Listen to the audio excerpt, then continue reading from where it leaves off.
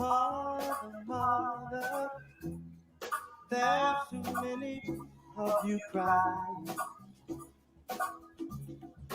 Brother, there's far too many of you dying. You know we've got to find a way to bring some loving. Yeah. Father, we don't need you yesterday. Oh, not ever. For only love can conquer. You know we got to fight to bring some loving. Oh, yeah. Take it lights, take it sides, punish me with brutality. Talk to me, so you can see how it's going on. Oh, a little classic Marvin Gaye from 1972 live, and he's the theme of the show tonight. Long once as we bring in my compadre, my great best friend, biggest Spartan slap I know, but he's always very fair. The cool thing about you is not only are you a great American and human being and great friend and father and brother and all that stuff. You're a Spartan slap, but you're like one of the few, because I'm a Wolverine slap. That's why we're wearing our shirts and stuff today. Oh yeah. And I'll get to the theme of the show, what's going on with both Michigan State hoops and Michigan football. And by the way, really quick, Marvin Gaye. I'm not to get. I don't want. It's a Friday weekend, sports. I don't want to get too depressing. But the fact that he was shot by his father, still, and I wasn't alive, obviously, when it happened. Well, neither were you. It still to this day just destroys me because he was so joyous. He was such a talent, and to think that his own, what patricide and matricide is when someone kills their father or mother. To kill your own child because he was jealous of his success. Yeah, I was dancing during that intro, though. I mean, that's the beauty of Marvin Gaye's music. I mean, he lives on. It's like, and like I said, I don't want to get depressing, but the amount of love and beauty that guy put into the world that will always be there, like that performance of what's going on, and just the Trouble Man soundtrack and all the things he did. By the way, the Trouble Man soundtrack was from Captain America: Winter Soldier. People remember he's making Captain America's making the list. Sam the Falcon. He's like, Marvin Gaye, Trouble Man soundtrack. All you need to know the last 30 years. He's like, all right, I'll put it on the list. But so it's just, that's what you can hang your hat on. I mean, you hate to lose someone, anybody, whether it's a Marvin Gaye or a personal friend or family member. The love they put in the world is there forever through you, through their music, through all that stuff. So that's a little solace, if you will. But as I was saying, you're one of those Spartan fans, and there's not many, and I'd like to think of myself as this kind of Michigan fan too, that is not an idiot. That when there's respect to be given to the other side, even though I call the rivalry the sickness because people are so stupid. I know Spartan friends of mine that, let's say Michigan needs to win a game for Michigan State to get into the college football playoff or to, whatever in basketball or whatever the sport is, field hockey. And they literally, if Michigan has to win that game, they'll root against Michigan. It's just stupid. But you're always fair. I like to pride myself on always being fair. That's kind of the theme of our show tonight, the Task Force Special Edition, What's Going On? Because we've got kind of – the way I kind of presented it to you, the way we talked about it, you and I, as we were prepping, this was a great idea by you as the theme of the show. They're both – these programs, basketball for Michigan State, football for Michigan, are having massive issues in similar and different ways. Michigan State's basketball program has been incredible for, almost 30 years. Tom Izzo national championship, only one, but tons of Final Fours. We get that. Michigan football, winning a title in 97, Lawton. Since then, it's been underachieving. Jim Harbaugh, I wanted him gone. All due respect to him. It's not like you love calling for someone to be fired, but it just doesn't make sense. I don't think these are going to get better. Maybe they will. Hopefully I'm wrong. Maybe J.P. McCarthy coming in. Our man, that it's the 5-star quarterback threat, which is why Joe Milton transferred yesterday or entered the pizza transfer portal. So there's similarities and differences, but the bottom line is State basketball, Michigan football, completely underachieving. And I want to start with you on the basketball side, as you've got your really cool Spartan green and white on. And I said this the other night when you bet on Michigan State against Purdue. I said, Lawton, they're going to lose. You're like, they got to win this game to get to the tournament. They're not going to the tournament anyway. And it really is embarrassing. And I don't mean this to be in any kind of mean way. When you're the previous number one team in the country, I know polls are just that, they're polls. But to fall that far, and I know it's a crazy year, but still, this ain't like last year. This season started, somewhat on time. I know there's been some cancellations, but you can't just write this season off and say, oh, it's because of COVID. This Spartan team should be better than they are.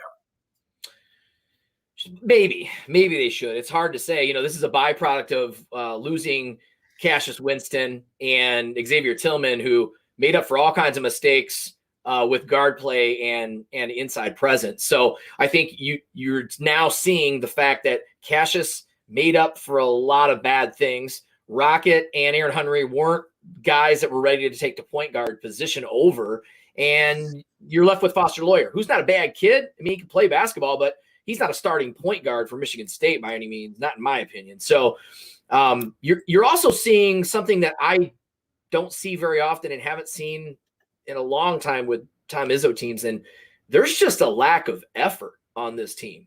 And it was prevalent in the Purdue game, because I felt the Purdue game, although I went against what I said I was going to do, bet against Michigan State, so I'd be happy either way, right? I'm either going to win some money if they lose, or I'll be happy that they win. I bet on Michigan State because I kept looking at the numbers and thinking statistically Purdue's not that much better. And at the end of the day, they disappointed me again in a must-win game. They're not going to make the tournament this year, and that's going to be tough for Tom Izzo to swallow. It also, I think, what a lot of folks aren't talking about, at least I'm not hearing any of the national pundits talk about it in regards to Michigan State, is that Tom Izzo spent a lot of time recruiting this next class, this 01 or this 21 and 22 class with Amani Bates and Atkins and whatnot. So I feel like maybe some more time should have been spent by his staff getting this team ready. And again, this is one of those years where, I mean, if Tom Izzo's earned a bad year, you hope this is the only one. Sure. But by the way, I got to give you full credit for your pipe and drape behind you. If people don't know what that means, because I didn't either. Lawton has a full pipe and drape, new webcam. You look great. And by the way, Evan's weighing in here, and Evan, maybe you didn't listen to what I opened the show with. And Lawton, you can agree or disagree with me when I throw this out there. He's saying, is this even a real debate? I am not kidding. First off, stop with the pandemic stuff. It's just like football. People wanted – I didn't think it was a good idea to play Big Ten football. I didn't think it was a good idea to play college football. I wanted them to, but I think it was a good idea. They decided to play. I was on board. You can't write off the season. Oh, it's a pandemic. I wasn't giving Harbaugh a pass because it was during COVID. That being said, if it's a scale through 1 through 10, let's say football season, we'll get into Michigan football in a minute, I would put it at like a 6. But it's not a 1 and it's not a 10. I'm not comparing what's going on at Michigan football-wise to I just gave Tom Izzo the credit for the last 30, almost 30 years. It's now at 94, so 27 years that he's been there in all the Final Fours. But guess what? He has won one championship. And yes, they went to the Final Four a couple years ago, and they got blasted by Texas Tech. So it's enough of this. I'm not comparing them. We just said that, Lawton. It's not about, I said that there's similarities and there's differences. The differences are obviously that Izzo's had a much longer level of success and has won a national title. I'm not comparing Izzo to Harbaugh. The similarities are that both in Michigan's we've been way better than in college football recently, except for this year, obviously, than Sparty has for the most part of the last 6 years in basketball. When you look at wins and losses, as far as because Michigan State went to that Final Four, but they got blasted and they lost the first round of Middle Tennessee and all that kind of stuff. And Syracuse, I was at that game. What I'm saying is that you look at Michigan football with what they should be and the talent they have, top 5 recruiting classes. Joe Milton was the future, all this stuff. You look at Michigan State basketball, and last year was that chance of they had to cancel the season. I get that. But they're underachieving. Both programs are underachieving based on what they've got, what they should be, and that's what I'm saying. So I'm tired of this pandemic nonsense. If you wanted to play these games, you can't just write off the year. I remember I posted something about Michigan State the other day. And like I said, Lawton, you can tell me if you think that I'm right about this or wrong about this the way I am. I think I'm always fair to Michigan State. When they're great, I give them praise. I don't like doing it, but I have to. And when they're not, I rip them, and it's part of the rivalry. And the same with me. The other thing is I put this post up about how bad they are, and someone's like, "Oh, it's a pandemic year, right?" You can't just write it off. They're playing. These are kids that are playing games. I was watching I'm trying to remember. The Rutgers game last night, the Michigan game. There's another game the other night that I was thinking of. These guys are playing till the end. Like, Rutgers was not going to win that game.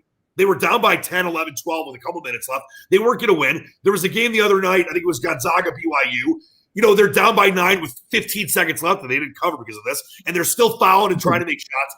These kids are out there doing their best. So I am just so tired. I'm not trying to rip just Evan himself. And there's other people that have said this. Enough of this. It's a pandemic year. They are playing, and you can't just write that off. It's like writing the steroids era off in baseball. Well, yeah, and again, this isn't really a debate on what's better or who's had the more success or any of that. Yeah, that's not what we're doing. It's really just what's happening right now is not normal for either of Michigan State basketball and Michigan football, and that's kind of what we're discussing.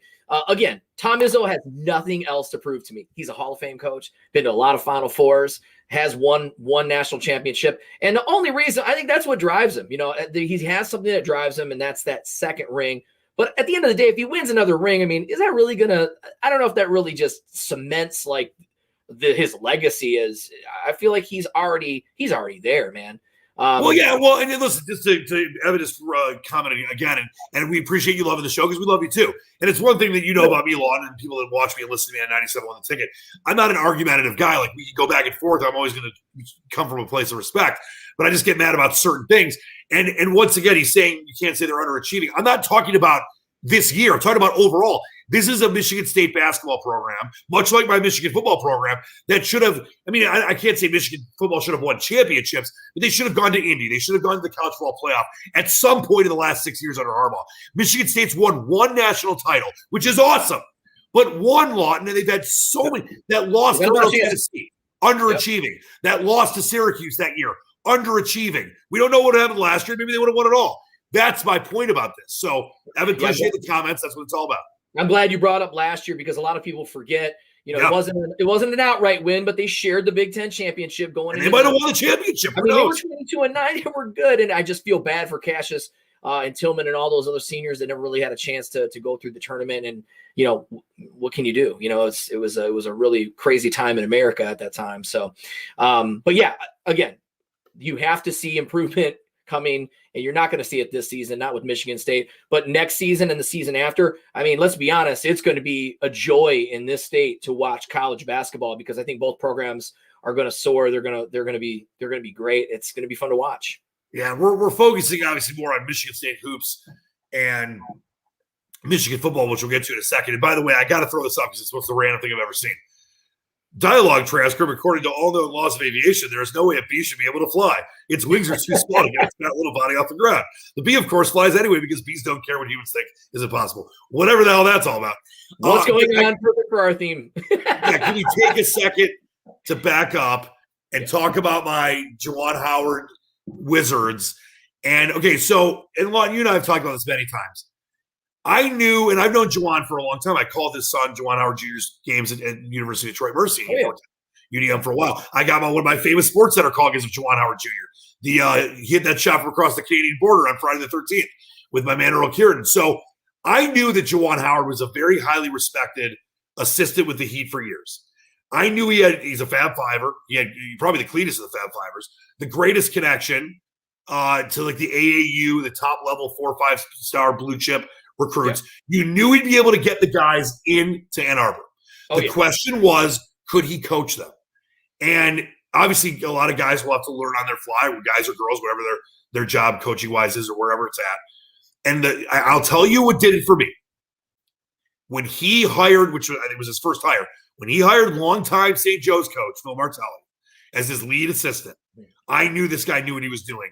And we know it's just a couple of years now. We know it's early on in his process of what he's going to do in Ann Arbor. And it does suck that John Beilein had to leave because Beilein was amazing too, but he never got those 5 stars. That was the difference. Beilein would take the 2 and 3s like Marco Antonio would at State and turn Le'Veon Bell, etc., and turn them into 4 and 5 star guys, Burke, McGray, Mitch McGarry, etc.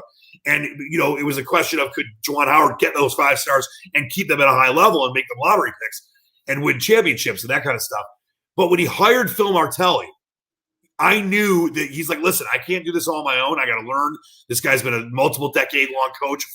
Had a 1 seed when he was at St. Joe's that 1 year with Jameer Nelson. I'm just blown away. And I know that nothing's happened yet and they haven't won anything yet, but they're clearly a top 4 team in the country.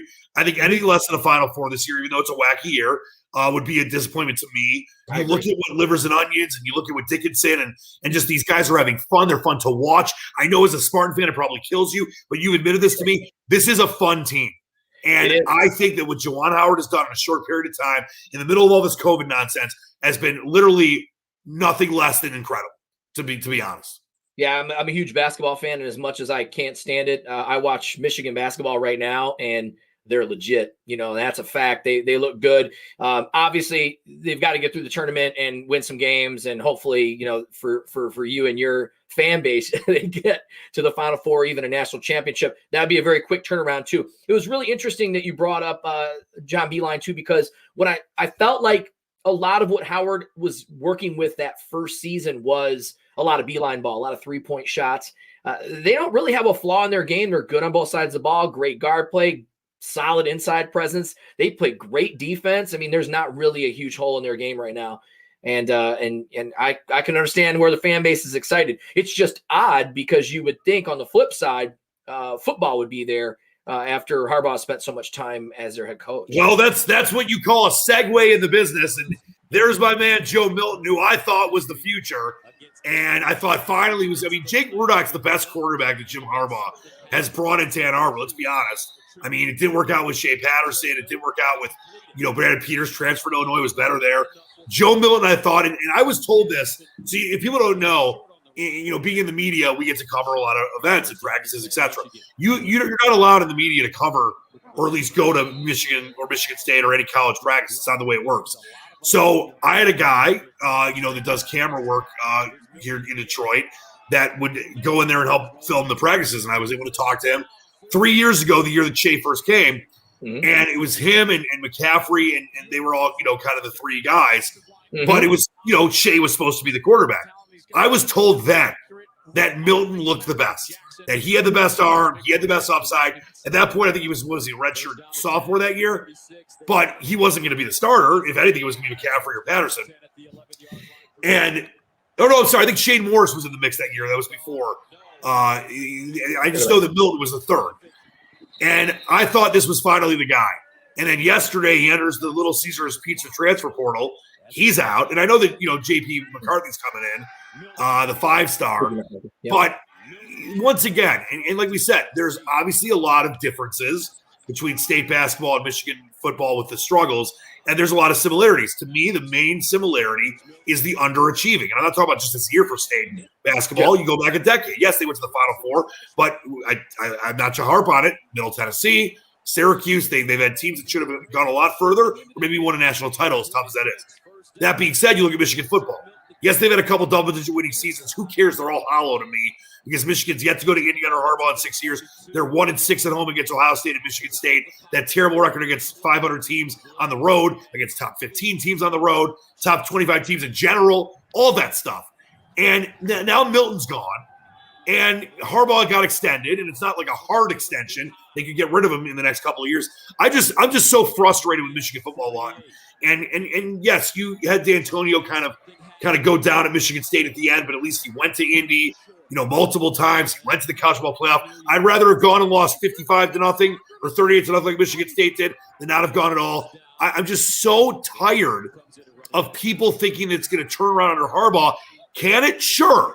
Will it? I don't think so. I think it's going to be like Kirk Ferentz at Iowa if he's there for 20-plus years. Occasionally a good year here and there, but never anything serious, and never getting to the goals that are reasonable and need to happen, like getting to your own conference title game.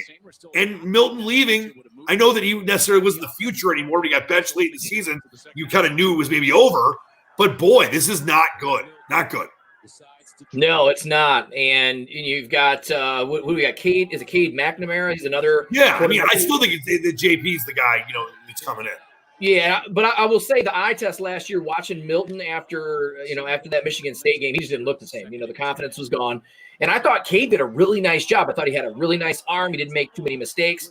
And I thought, maybe he's the next guy. It's kind of hard. But when you get to the what's going on stuff, it's you re-signed a coach, not you specifically, but Michigan re-signed a coach and paid him half the money to do the same job. So can you imagine, like, if my job came to me and said, hey, we're going to retain you, but check it out, we're going to pay you half. Are you cool with that? That's like a hint and a half that you need to leave, but he stayed. And I think part of it is maybe he didn't have any offers anywhere else, or maybe he really truly believes he can be the difference and he can turn this around. But then yesterday you get 17 players transferring, and there's quite a few names in there that I thought were pretty household names, Charbonnet. I mean, I was like, wow, a lot of these guys, what's going on at Michigan? Why are all these guys leaving? It's just it seems to be a mess. And at least on the flip side for MSU, you know what we're doing. We're in a rebuild, and that's pretty dang obvious. I felt D'Antonio stayed too long, and now I like some of the stuff that Mel Tucker's doing. Like I said, he's starting to. Yeah, Coach D definitely. Coach D burned the program on his way out. He's like the Joker in Dark Knight. Yeah, where he said he stayed around long enough to become the villain, and that's what he did. He did. By the way, before people freak out, I know his name is JJ McCarthy. I call him JP McCarthy. Hopefully, if you're our age, you remember he's a very famous radio host. I know his name's JJ. But I think Milton felt like he had no chance. I heard you say that too. I go, I'm pretty sure it's JJ, but that's okay. Yeah. That's why I said JP McCarthy. You don't need my wacky nicknames. But so, you mentioned Cade McNamara, who obviously was the one that took over for Milton at the end of the season. And whether it's him or, the freshman coming in and JJ McCarthy, Milton knew that he was probably, not going to have much of a chance. But the fact that he didn't even want to stay for one more year and try to compete, I mean, I don't think that's as much on not liking Harbaugh or that kind of the environment there. But part of it, if you're someone that's buying into the guy that recruited you and the guy that, told you he was the man, you were the man and that you could be this way. And Harbaugh always says it's a meritocracy. It's a merit-based system. You would think he would stay for one more year, but I guess, I get he has every right to go. I mean, you got to take care of you, right? Not being selfish, but take care of you. That being said, that you mentioned the 17 players. We knew about Charbonnet for a little while, but there are others, and it's one of these things where, as a fan, and obviously someone who covers and talks about the team, I just don't feel good about it. I don't feel like this team, which has been, we're going to talk a little bit about the Pistons a little later on. They're in no man's land, the Pistons. They're not good enough to be like a top 4 type seed. They're too good to not, be like a 1 or 2 or 3 lottery pick. And Michigan football is right there. It's like, yes, they're good enough to win 9-10 games. They're good enough to win some nice games against the Iowas or Wisconsins or Penn States, but they're not good enough to beat Ohio State. They're not good enough to go to Indy. And Jim Harbaugh is the common denominator of all that. And I'm not trying to say that Jim Harbaugh is a good coach. What he did at Stanford, perennial Power 5 doormat, so tough to get people in there that are, because the grades, that was incredible. They were 40-point dogs, beat USC and Pete Carroll. What he did at Frisco, 3 straight years of at least the NFC title game, yards away with Kaepernick for winning the Super Bowl. What he did at San Diego, St. Diego, the FCS team, his first coaching job. They were back-to-back 11-win years. They were a garbage team before then. So he is a good coach. But at Michigan, he has not been a good coach. He's been okay. He's been good at times, but more times than not, he has failed. And I'll tell you, it's not talked about a lot, Lon, but I know you remember this. The second half of that South Carolina bowl game, and I don't care about the people that want to say, all that matters, though, is the playoffs. Listen, bowl games matter, especially when you're building a program. He was so bad and had such a bewilderment in his eyes and got rocked in the third and fourth quarter, mainly the fourth quarter, by an inferior South Carolina team. That was what did it for me when I said, this guy doesn't know what he's doing. And is he still capable of turning it around?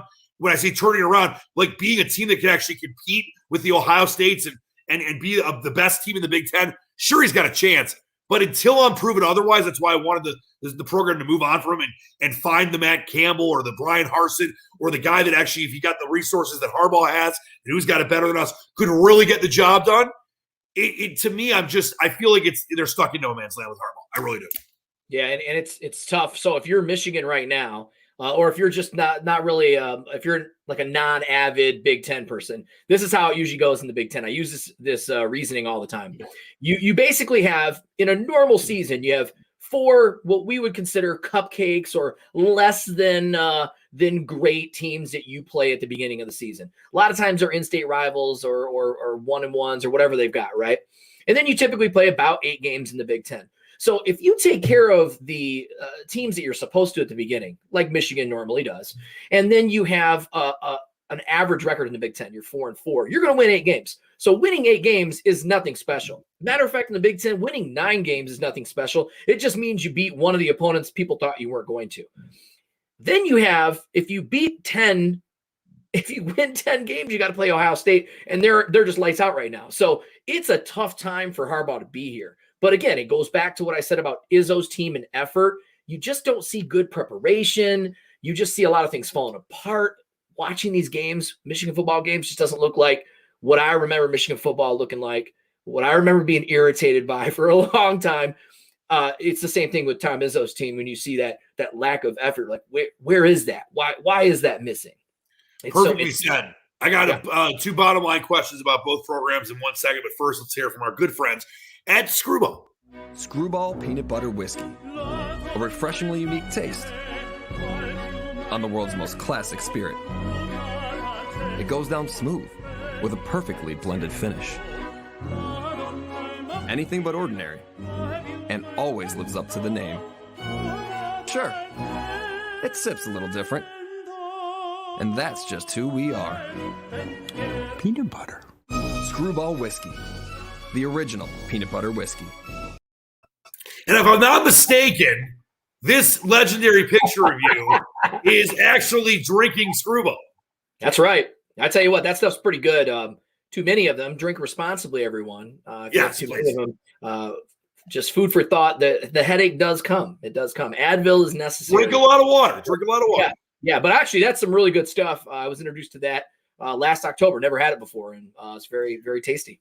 We love that our friends at Screwball are involved, and I'm a Screwball, so it's perfect. All right, a couple bottom line questions that I want to quickly get into little wings and pistons, just kind of where we're at right now. And Lon, it's always an honor and pleasure to work with you. I know that you. By the way, before I do anything here, just quickly, I wanted to show what you're doing.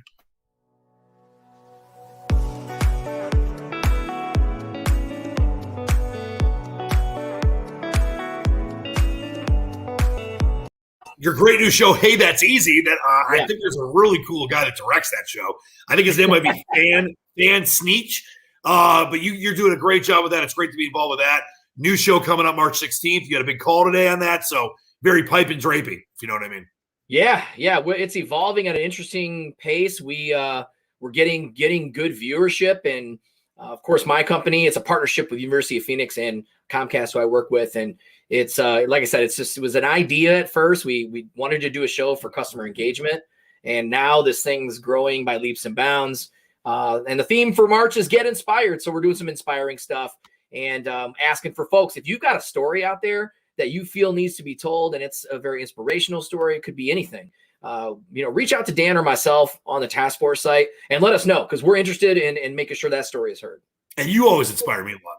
All right, so let's bottom line this with Michigan State and Michigan. Obviously Michigan State football or Michigan State basketball.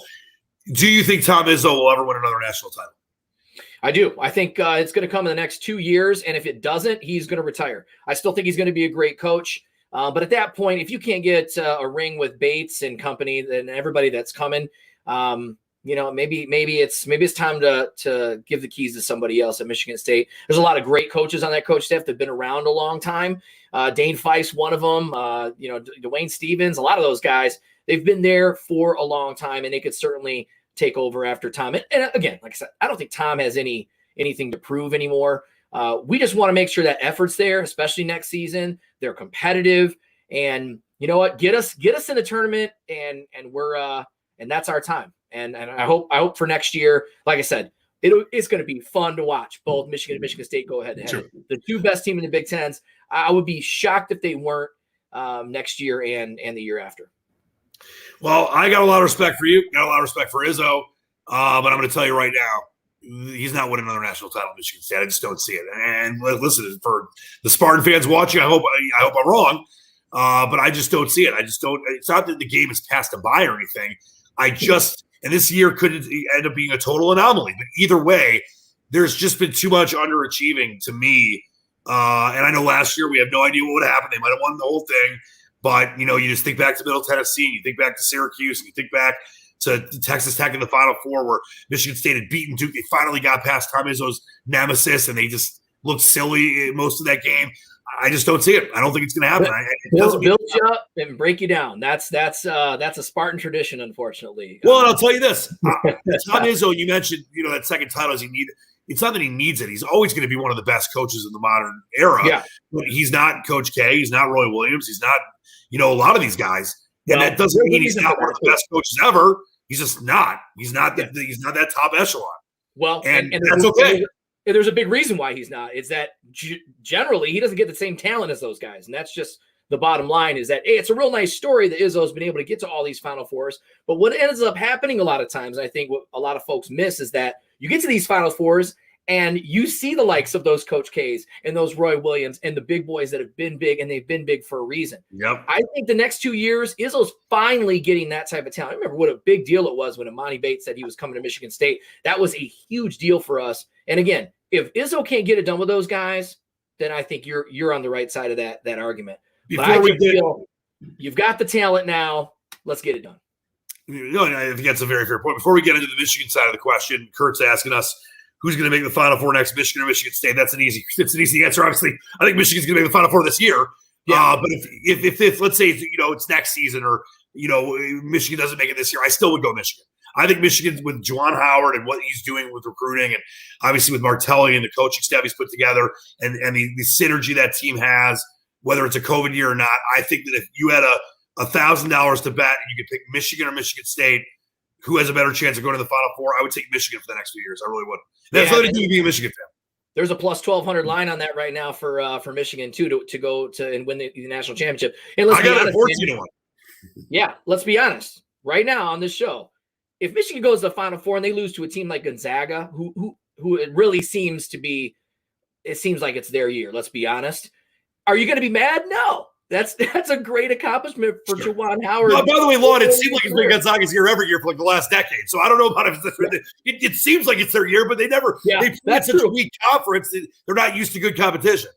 Yeah, I agree. But I think that even if that happens, I mean, you can't be disappointed if you're a Michigan basketball fan. I mean, I will say this, and maybe this is being unfair because it's not that I'm shocked that Juwan Howard's doing a great job. I thought there was a chance. There's always a chance. But if Michigan doesn't get to the Final Four, I'd be disappointed this year. I will put my chips at the table and say yes. Yeah. If they don't make the Final Four, I'll be disappointed. But if they don't have to win it all for me to be, I want them to win it all. But if they don't, it's not going to be a failure of a season. They are talented. Second year. They're talented enough to get there without question.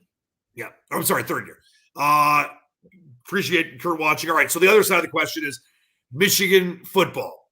Do you believe as long as Jim Harbaugh is the coach of Michigan football, they will ever get to the college football playoff, which means obviously they have to get to Indy? I will start and I will say no.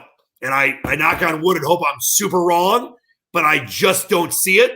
And when you got the Ohio States and you got even teams like Wisconsin, and heck, Mel Tucker beat them this year at Michigan State. I know it's a COVID year, but we're not using that as an excuse. I don't think so. I just don't think it will happen. I hope I'm wrong, but if you have 2 or 3 more years that Michigan fails, and I mean failing by not going to Indy, not beating Ohio State, all that stuff, then what's the point of having Harbaugh there for 9, 10, 11 years? So I'm going to say I hope I'm wrong, but no. I'm thinking no as well, because the best case scenario I can come up with for Michigan going to a college football playoff is this, and probably only this. Michigan wins every single game. They lose to Ohio State. It's the only game they lost. And the committee says, they're still good enough to be one of the top 4 teams, which means they would probably have to play Ohio State again, or they have to play somebody else that was in that upper level. I think that's the only scenario. So they have to go undefeated, lose the last game of the season, and that would be their best shot at being in a college football playoff. Yeah. That's you have to hope that there's other teams that aren't, like a Clemson or a Texas A&M or whomever, that one of those teams loses, so there's a chance to get in with a one-loss Michigan team. And we've had one-loss teams in, obviously, every year. But with the way the Big Ten's been and the way the SEC's been king and the way the Big 12 has had some great teams, Michigan might have to go on the field. I mean, there was that one year that Penn State could have gotten in. Michigan could have gotten in if they'd won. Sure. If they had beaten your Spartans at the trouble of the snap game. There were years like that, but I just don't see it, and I hope I'm wrong. All right, before we get out of here, my friend, I want to quickly talk a little Wings and Pistons, kind of the state of where they're at, but let's hear one more time from our fine friends at Screwball. Screwball Peanut Butter Whiskey. A refreshingly unique taste on the world's most classic spirit. Anything but ordinary, and always lives up to the name. Screwball Whiskey. The original peanut butter whiskey. So, yeah, I'm not trying to lump them in together, but, both the Wings and Pistons are teams that aren't playoff right now. And I just get your feelings on, do you feel like both franchises are heading in the right direction? I mean, you see what Troy Dreamweaver had done with the Pistons in a week, 80% of the roster reshaped. You see Stevie Y, by all accounts from hockey insiders, drafting well, getting Bobby Ryan, signing some good players that have been part, a lot of injuries for the Wings this year, but they're scrappy and fighting hard. And the Pistons, obviously, as we mentioned, are doing the same thing. Do you think that these franchises are at least moving forward, or do you get concerned about one or the other or both? I have a little concern about the Detroit Red Wings. Obviously, enjoyed that 25-year playoff run, a lot of success, multiple Stanley Cups. And now when you look at them, they are second to last in record for the NHL. They're ranked 30th in scoring offense. Not a lot of great signs. You mentioned a lot of injuries. But I think they got the right guy as GM. I think Yzerman's going to do a really good job. He understands what it takes to win. And I think the future is bright. I have a lot of confidence with the Red Wings going forward. You're just not seeing any type of instant success or rewards based on, the drafts and whatnot. So as for the Pistons, if you're asking me the same question, I like a lot what I'm seeing from the Pistons. And honestly, I really just wanted Troy to get rid of Blake Griffin's contract. Was he going to be able to do that? He's gotten rid of everybody else. We understood it was going to be a full rebuild. And here's the two things I like. We're getting closer to that Blake Griffin buyout, which is hey, you're going to have my full endorsement if you get that done. But you're also seeing a lot of effort. So I credit Dwayne Casey a lot for getting these guys with all this uncertainty to play hard every night. You've seen the Pistons haven't won many games, but all the games that they have won, they've beaten premier basketball teams in the NBA. And you can use whatever excuse you want. That team was on a back-to-back, or this player was out. It doesn't matter. On any given night, the Pistons are playing hard, and they're coming up with big wins this season. So I feel like their trajectory is a little bit better right now as we speak. But again, I think both have bright futures. It's just going to take a while, and it's going to be painful.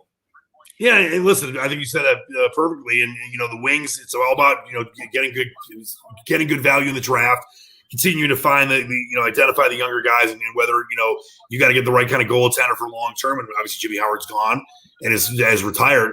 With the Pistons, you mentioned the Blake thing. I mean, it's going to be tough to before the buyout to move on from him. It's possible.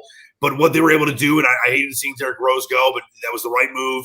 When Weaver did drafting Saddiq Bey and Isaiah Stewart, and we'll see when Killian Hayes comes back for the injury. They're playing some great basketball. I mean, they're not that great of a team right now, but their effort is there. And Dwayne Casey's the perfect coach.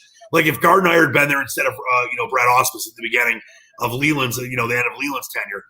I think the future is very, very bright for both franchises if they keep on this, small but steady ascension.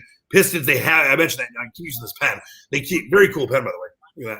Look at that. No man's land. They were no man's land forever. They got to break free of that, and that's what Troy Weaver's trying to do. I gotta, before we go, ask you a quick question. Yeah. And I just wonder how much this hurt last night. Because, if I was a Lakers fan, I'd be embarrassed. Oh, my goodness.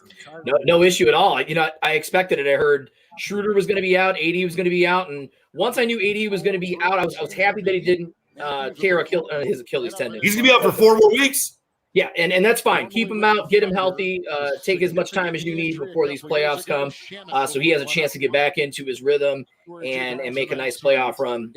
So I expected a pretty average effort going for the next 4 weeks for the Los Angeles Lakers. But I will say it's a great time to bet against them, because if you see a money line like you did last night with the Nets, that was a no-brainer. It was a no-brainer. I did. Parlay with Michigan's money line and Stanford's money line. I got paid like 2.9 to 1. It was a scrum-diddling up just winning. You, unfortunately, very frustrating 3 of 4 night for you. I keep trying to tell you to be careful with the 4-teamers. But Sacramento, that every other game you had was I loved it.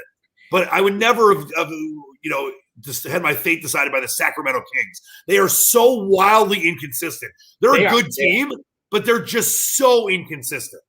Yep. Well, I like I said, I thought Miami being on a back-to-back coming from, I think they played in Phoenix the night before. I felt like maybe Sacramento would have a nice chance having that rest, but that's okay. We'll get them. We'll get them next time. Again, this NBA has been really tough to call the last couple of weeks. Been really tough. We've been up in upside down world. Wizards are beating the 76. I mean, it was all kinds of wild stuff from last week that I was like, what is going on? But again, getting back to your question about the Lakers, I'm not worried. I would be devastated if Anthony Davis had torn his Achilles tendon. That would have been awful for the Lakers. But I think, for the next few weeks, this will give LeBron a chance to rack up a few more points and get to those records he really wants.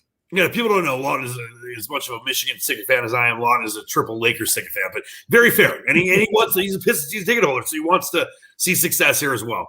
Lawton, great job by you. Give me some parting shots for the weekend. What do you got? Anything you're watching? I'm so happy that you're inspired and excited about these legal sports betting apps in Michigan. We're trading picks and ideas every day. What do you got going on? What do you have to say? Well, we have one thing that trumps everything this weekend, whether it's a sporting event or whatnot, and that's my wife Ashley's birthday. I can't say her age on camera, right? Wait a minute, it's Ashley's. I didn't know it was her birthday this weekend. It is Sunday. She's 21. She's 21. 21 again. It'll be your golden birthday on the 21st. No, I'm just kidding. But yeah, that's trumping everything this weekend. So we got a lot of family plans around that, and of course, really excited to get the celebration going. Next couple weekends are going to be a lot going on with family stuff and celebrations. So it's party don't stop. This is just week after week. So happy birthday. I did not know it was Ashley's birthday. Please wish her a very happy birthday for me. I will. Lon, it's always an honor and a pleasure, especially with your new pipe and drape setup there. Pipe and drape. Great stuff by you as always. We'll do this again as we always do on the task force. And love you, my friend. And hopefully we're both wrong about Michigan State hoops and Michigan. Well, you think Michigan State basketball is going to win another title under Izzo. I don't. But hopefully I'm wrong about Michigan football, and hopefully your Spartans can get their act together next season. It's going to be weird for you not to be in the tournament. Are they even holding an NIT this year? I forgot. I don't think they are. I don't know. It is going to be. I mean, that's the first tournament that Izzo's going to miss since I think '97. So that's certainly very disappointing. But again, I guess you still could win the Big Ten tournament. That ain't happening. I mean, that would give us an automatic bid, and then maybe first or second round dismissal. I mean, again, what's the goal this year? Think about this. Let's say Michigan State goes on a run and wins the Big Ten tournament, which they're not going to. But let's just say they did. Would they be like a 13 seed? They'd be like, I'm kidding. I think that they would probably be maybe a 12, maybe a 12 seed. And they've actually performed much better over the years. If you go back and look at all the records, I mean, I think they won the national championship as like a 7 seed. Yeah. The underdog thing at Michigan State, it's just kind of part of the bloodstream. So I feel like if that were to happen, that'd be great, I guess. But I don't know what that means for Michigan State basketball. Does that mean they're going to win a game or two? Or are they just going to go out in the first round? It's hard to say. So we'll see what happens over the next couple of weeks. But obviously, a disappointing season, I'm sure, for Tom Izzo as well. I mean, like I said, lack of effort. You're missing a star point guard presence in the middle. It's a tough year. We'll be here for all of it, as always, on the task force. Don't forget Lawton's show, Hey, That's Easy, March 16th on all these streaming platforms as well. For the great Lawton Luntz, I'm Dan Leach. Wash your hands, wear a mask, spread love, not hate, believe in the dream. Go blue, hail to the – all right, I won't get too cheesy. We'll see you next time on the task force. Until then, believe in the dream. Peace sauce. Oh, yeah, by the way, to the moon.